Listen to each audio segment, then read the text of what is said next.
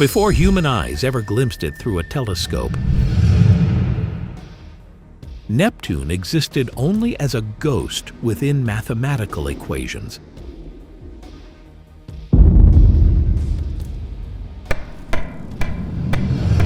In the most distant and frozen reaches of space, Neptune is defying every law of physics. It receives so little sunlight, yet it radiates twice the energy it takes in. It should be frozen in a silent grave. But this planet is a nuclear reactor in a state of self-collapse. Where does this frantic energy come from? Is it from the millions of carats of diamond rain pounding against the core? Or from a darker secret buried deep within the eternal ice? Right now, fasten your seatbelts. We are infiltrating the loneliest world in the cosmos to decode the mathematical ghost of the solar system. The disappearance of the clouds isn't a sign of peace. It is the exposure of a reactor, momentarily idling, storing up its power. Because the true source of this planet's strength doesn't come from the dim, external light. It comes from a brutal thermal engine buried deep within its core. This is the Neptune paradox. It sits further from the Sun than Uranus, receiving far less energy, yet its actual temperature remains equal, if not higher. Neptune radiates 2.6 times the heat it absorbs. To explain this energy surplus, physicists must confront a chilling scenario. The planet is consuming itself. The first mechanism is gravitational contraction, Kelvin-Helmholtz. Neptune isn't a static block of ice. It is an entity slowly collapsing in on itself. As matter falls toward the gravitational center, potential energy is forged into massive heat, baking the icy crust from within. But even that heat isn't enough to fuel 2,100 kilometers per hour supersonic winds. It requires a denser kind of fuel. And that is when we must speak of the diamond rain.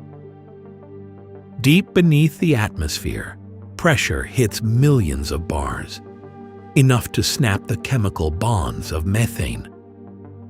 Carbon atoms are ripped apart, crushed, and transmuted into solid diamonds.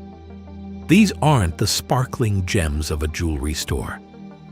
They are heavy, material arrows, plummeting through the viscous fluid toward the core. This process isn't just a cosmic curiosity. It is a violent energy transformation. As billions of tons of diamonds fall, the horrific friction between them and the surrounding mantle releases heat equivalent to thousands of atomic bombs every single second. It is this rain of pressure that superheats the liquid layer, driving violent convection currents that scream at supersonic speeds, shattering every physical limit found on rocky worlds like Earth. So when you gaze at the pale blue of Neptune through the James Webb Telescope, remember, that is merely a deceptive shell. Beneath that silent mist lies a pressure cooker hell, where diamonds fall like hail and core temperatures rival the surface of the sun.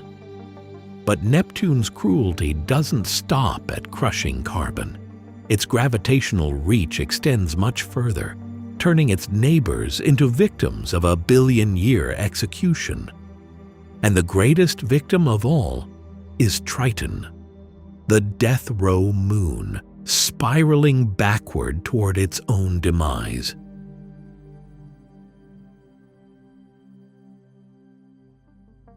After passing through hellish pressures and gravitational tragedies, we face one final mystery: the arrhythmic soul of Neptune, the broken magnetic field.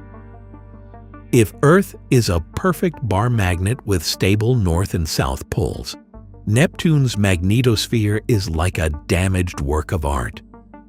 It doesn't originate from a central ferromagnetic core as conventional physics dictates. Instead, it is offset from the planet's center by 13,500 kilometers, more than half the planet's radius, and tilted at a staggering 47-degree angle from its rotational axis. Why is the magnetic heart of a giant so displaced and chaotic? The answer lies in the bizarre state of matter within its mantle. Scientists believe that instead of a rotating liquid metal core, Neptune's magnetic field is generated by a supercritical water-ammonia ocean. Under extreme pressure and temperature, this mixture is neither liquid nor gas. It becomes a superionic slush, a powerful electrical conductor. The chaotic motion of this slush in the shallower layers, rather than the deep core, creates a warped magnetic shield. Imagine holding a compass on Neptune. The needle would never settle. It would spin frantically, enslaved by the unstable fluid currents surging beneath your feet. This anomaly turns Neptune into a cosmic outlaw against the solar wind. While other planets possess a sturdy magnetic shield to deflect charged particles, Neptune's shield is constantly twisted and torn with every rotation.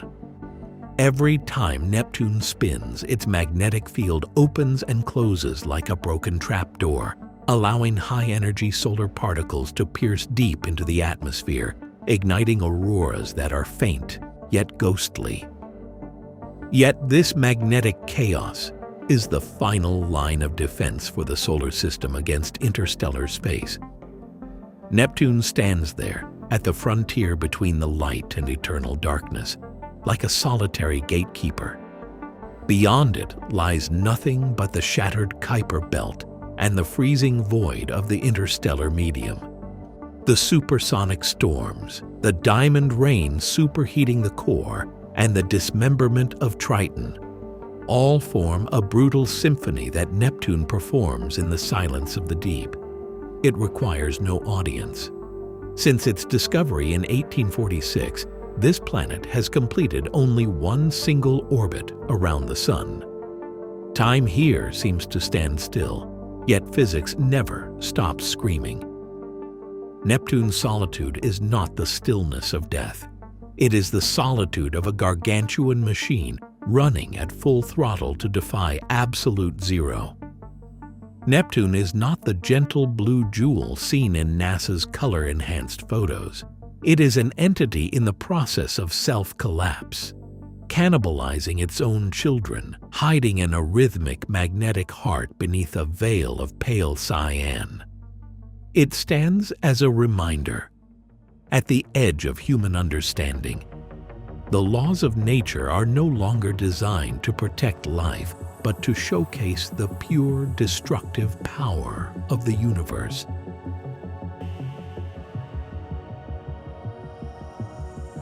We began with a 2,100 kilometers per hour scream and the wonder of a world summoned by mathematics. But in the end, we are left with a brutal truth. That howl is not a sign of life. It is the groan of a planet consuming itself to stave off thermal death.